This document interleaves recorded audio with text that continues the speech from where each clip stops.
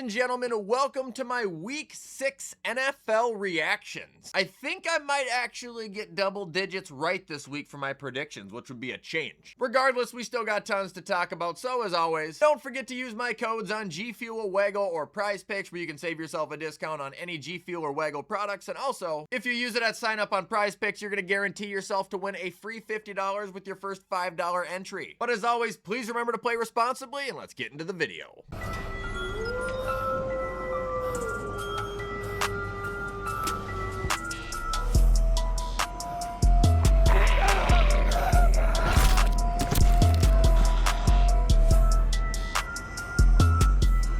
Okay, so starting off with Thursday Night Football, we had the Giants laying the smackdown on the Eagles. My bullet points for this game: Jackson Dart had one of the best bounce backs you could ever have after that game versus the Saints. He was accurate, he was mobile. The man has a great ability to improvise and get out of the pocket. He's looking bright, man. Cam Scatbo, he's also one of the most entertaining and useful players in the league at the moment, but I do have concerns for his health because when I feel like the guy turns 40, he's going to be talking like the Tasmanian devil. Eagles, on the other hand, they were a miserable team to watch. I had always defended Philadelphia, being like, oh, they're not that boring, you know, they're not that hard to watch, but when you run the tush push 4 times in a row, like, that was, well, I guess we can say showing your true colors. Someone on Twitter also said they thought Dallas Goedert was going to be the leading receiver for Philadelphia. It's looking like a pretty good take, my man. And this is going to get very interesting going forward for Philly now because they go into Minnesota. I don't think it's going to be an easy game at all, and if they lose that game, they're going to be in some trouble. Good win for New York. Now we have the Broncos beating the Jets 13-11 in one of the worst games I've seen in a while. So to start, I retract my statement from last Friday where I said this isn't the worst NFL team of all time because I think they do have potential. They netted like -10 passing yards on the day. Fields took like 9 sacks. 2, they should probably also bench Field right now. The amount of times he held onto the ball was just egregious. And 3, I think it's time for Aaron Glenn to literally go now. They had less than 50 yards of offense going into the half, and they ran literally the most brain-dead 2-minute drill in the history of the NFL. I am shocked he is still the coach right now. As far as Denver goes, their rushing was lousy, so I will give the Jets defense credit on that. Receiving was led by Evan Ingram, who I want to say looks like he'd slimmed down again, man. He looks like a literal wide receiver out there. And like I previously mentioned, Denver's defense gets a round of applause for getting to the quarterback 9 times. Probably could have been more like 5 if Fields would have just threw the ball. That game was miserable, and Denver, it's honestly shocking that it was even that close. Now we got Seattle beating Jacksonville 20-12. The score looks a lot closer than the game was. Now, despite the loss, we still did get to see some good out of Jacksonville. From what I saw, Trevor appeared to be pretty solid. Running did absolutely nothing. But we got to see Brian Thomas finally come back to earth with 8 receptions for 90 yards and a touchdown. He just looked like he was open all day. I mean, literally every time I looked at the screen, I felt like there was nobody on him. Seattle's side of things here, Sam Darnold, 295, 2 touchdowns, and over half of those yards went to JSN, who just scorched the Jags with 8 receptions for 162 and a touchdown. He might be in the top 5 at this point. He's got to be on pace for a historic season. He is outstanding. Cooper Kupp also had his first touchdown of the year, 2 receptions for 40 yards. And Seattle's defense also earns a pat on the back, not quite getting 9 sacks, but they got 6, 4 of them coming from DeMarcus Lawrence and Byron Murphy. I think you'll be fine, Jacksonville. That was a massive spark to see from Brian Thomas. Now we got the Chargers barely getting past the Dolphins 29-27. Feel like I had some close scores this week too, like within 1 or 2. Bullet points here. Kamani Vidal literally caught a Dolphin, gutted it, cooked it, and ate it in front of everybody at the stadium. He destroyed the Dolphins. 124 yards on the ground and a touchdown through the air. Lad McConkey and Herbert continue to develop their chemistry. Lad having 7 for 101 touchdown. Granted, Johnston was out. Herbert had a great game in general, but was complimented by their kicker, Cameron Dicker, who had 17 points. But my takeaway, the biggest takeaway from this game, is that the Miami Dolphins are legitimately done. They are cooked. Should have mentioned, AJ Brown seemed to be a little bit upset with Jalen Hurts too. Can't remember exactly what he said, but after this game, in an interview, Tua basically said there are players who are not showing up to team meetings. There are players who are showing up late to the player-only meetings. Maybe it was the other way around, but I do think that's the nail in the coffin. Nobody on that team gives a fuck anymore. Nobody. It doesn't even look like Mike McDaniel gives a shit anymore. Honestly, I kind of feel bad for Tua. He's like the only one trying to keep it together, it seems like. Anyway, regardless, A-Chain had a great day too. 16 for 128, 2 touchdowns. Aaron Waller, I'm pretty sure, had his 4th or 5th touchdown of the season. Who the hell saw that coming? And Jalen Waddle should probably try and get the hell out of there. Him and Garrett Wilson both need to demand trades. Like, not even kidding you. Now we have the Rams beating Baltimore 17-3. This was a snooze fest for the first half. I mean, the Rams offense was just dry. Baltimore did a good job at containing them. Kyren had a touchdown on the ground. Higbee had a touchdown through the air. Puka Nacua got hurt, but I do believe re-entered the game. Someone can correct me on that if he didn't. But not even Devontae Adams was able to really get going. 4 for 39 is all he had. And then on their defense, I wanted to make a little shout out. I mean, not only was it nice to see Byron Young and Jared Verse acquire 3 of the 4 sacks, but Quentin Lake not only had his first career interception, but he is playing like an elite safety. Always on people, always disrupting plays. Like, their defense just keeps hatching these diamonds. Oh, as for Baltimore, Derrick Henry had 120 yards. Now we've got the Cardinals actually competing with the Colts, which was crazy, but when you have a quarterback who can throw for 300 yards for once, that'll change things, won't it? Jacoby Brissett, 322 touchdowns, 1 pick, receiving led by Zay Jones. However, just a few yards behind him was Trey McBride, who was very effective, also having a touchdown that game. But unfortunately for the Cardinals offense, their defense really didn't do a good job at containing Jonathan Taylor or Indiana Jones for that matter. Like I said, Daniel Jones had that touchdown run. He also had 2 touchdowns through the air for 212 and 1 pick. 22 for 30, continuing to have that great accuracy as well. Jonathan Taylor, no shock here, 21 for 123 and a touchdown. Honestly, if we're just going off this year, it's probably considered a bad week for him. I did see Tyler Warren was involved heavily in this game too. Red Zone did feature him a few times. He had a touchdown. Josh Downs had a touchdown, also 6 receptions for him. And would also just like to give a shout out to Mekhi Blackman, because he's another guy that the Vikings got rid of for, I think they traded him for like a bag of Skittles. Well, he's now balling out with Cam Bynum in Indy, and the Vikings defense could fucking use both of them. Damn it, Quessy.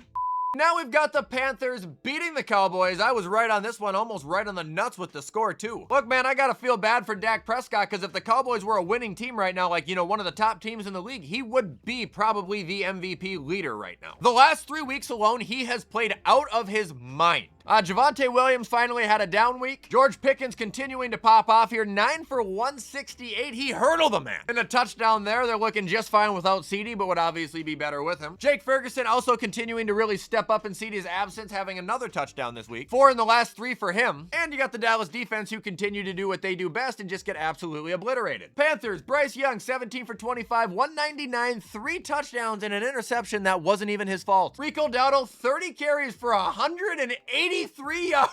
Also leading the team for 4 for 56 and a touchdown. He literally said last week he was going to go out there and kick their ass. And Dallas did nothing about it. Also, shout out to Ted having not only his first touchdown of the year, but his first multi-touchdown game of the year, hauling in 2 of them. And this Panthers offense is starting to look, you know, pretty good. They just got to get their defense to start making some stops. They didn't get to Dak Prescott one time either. Nonetheless, the Panthers are 3-3 and second right now in their division, so good for you guys.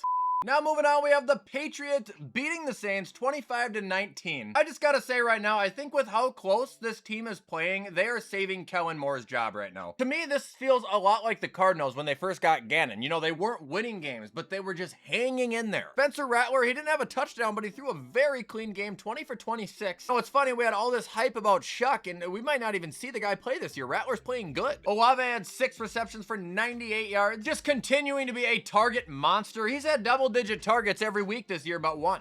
Bullet points on the Pats. Drake May. I am honestly sick and fucking tired of talking about how good you are. Can you have a bad week once? One time. That's all I ask. Once. Asshole. Rushing was pretty lousy, I would say. However, receiving, you had Booty, who had 2 touchdowns and 93 yards. Demario Douglas, who had 71 yards and a score. Pretty underwhelming days for Diggs and Hunter Henry. But it's also encouraging to see that when they don't do good, others do. A little something I like to call good depth.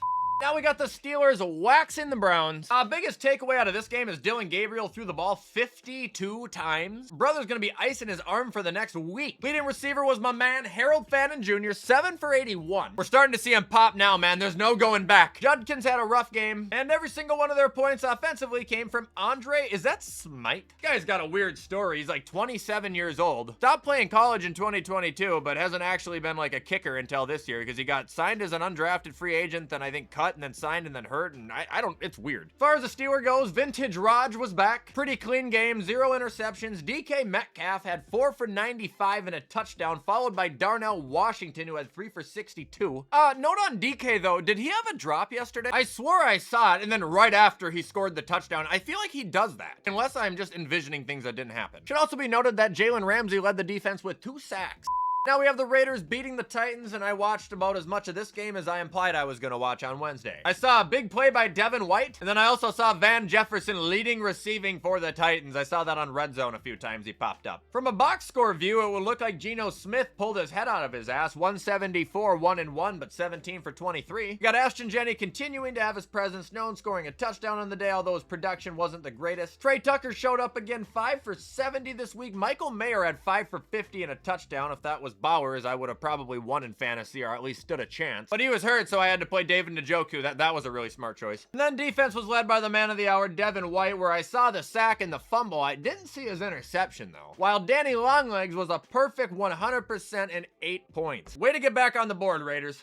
Next up, we had the Baker Mayfield show. This week's episode was him dismantling the 49ers. I know I've been throwing this term around a few times this video, but right now, in my opinion, I don't think it's close. Baker Mayfield is the MVP in the league. Did you guys see his scramble yesterday? I mean, not only was the scramble itself, you know, jaw-dropping as usual by him, but the reach he had, the lunge. On top of that, he was surgically accurate. He had 2 more passing touchdowns. He is playing on a different planet. Rushing also had a few touchdowns, one coming from Rashad, one coming from Sean Tucker. Cameron Johnson had 4 for 64 and a score. Tez Johnson had 145 and a touchdown, a pretty crazy one. He really had to reach out, but he snuck it in. Well, I should say hauled it in for an outstanding play, both catch and throw. And the Tampa defense was the defense to finally break Mac Jones, sacking him 5 times and picking him off twice. Now, Mac did throw for 347 still. He was still fairly accurate. DMC's rushing production certainly wasn't stout. However, I did see a nice carry from him. I saw a touchdown from him. Kendrick Bourne obliterated their secondary, 5 for 142. Tongues continuing to be great. Then you had Steady Eddie kicking 100%, being responsible for 13 of their points. And then we get to talk about how Fred Warner broke his ankle. Name a more cursed team when it comes to injury. Does it actually exist? I want to say you're fine, San Francisco, because Tampa Bay is just like the best team in the league, but your injuries, not that they haven't caught up to you already, I think are really going to start to catch up. Now we have the Bengals losing to the Packers 18-27. This game got more chaotic than it should have been, considering Josh Jacobs bullied these guys around like a fucking tidal wave all game. 93 yards and 2 touchdowns. They couldn't tackle him. Matthew Golden had 3 catches for 86 yards. Saw one of the catches. It was very nice. Tucker Kraft also had an angry run touchdown. That was wonderful. But I would say their secondary got a little bit broken open there towards the end. And I mean, part of it was just Jamar Chase being Jamar Chase. However, Flacco was able to get it rolling. He threw 219, 2 touchdowns. Other one going to Tanner Hudson, even though Chase did lead the team, 10 receptions for 94 yards. Geno Stone had a sack and an interception. It was a bat by another Bengal player. I can't remember who hit it. Nonetheless, still a good play. But what was going on with Evan McPherson? I'm not gonna act like I watched the whole thing. Did he have block kicks, or is he like just going through a little slump? 6 points, a whole different ball game there. And now we got the Lions getting picked apart by the Chiefs. This was ugly to see, man. Goff, I think, did his best. Very accurate, 202 touchdowns. One of them was to Sam Laporta for a crazy catch. I was honestly really disappointed about Jahmyr Gibbs, too, because he started off the game just like that first drive, dominating, getting them right down there. And then I think they gave him, what, 2-3 shots at a touchdown, and they got absolutely stuffed. And he never really got on his feet after that. As far as the other touchdown goes, it came from Jamison Williams. And the defense did get to Mahomes 3 times, but through the air, I mean, they were just completely useless. Patty threw 22 for 30, 257, 3 touchdowns. Also had a rushing touchdown on the day. Travis Kelce had 6 for 78. Hollywood had 2 touchdowns. Worthy had a touchdown. Chiefs got a very much needed win back, and the Lions continue to keep the NFC North as open as a damn door without hinges. And that is going to be it, ladies and gentlemen, for my Week 16 reactions so far. Obviously, we still got the Bills, Falcons, and the Commanders, Bears tonight. So at some point later, probably tomorrow, you're definitely going to hear my reactions on those. Anyway, I hope you guys enjoyed this video. I hope you guys are continuing to still enjoy this NFL season. If you guys want to show any support to this, you know I appreciate any and all help. But in the meantime, I'm going to get it whipped up so you guys can watch it on time. I hope you guys have a safe and great Monday. Enjoy the games tonight. And as always, I will see you in the next video.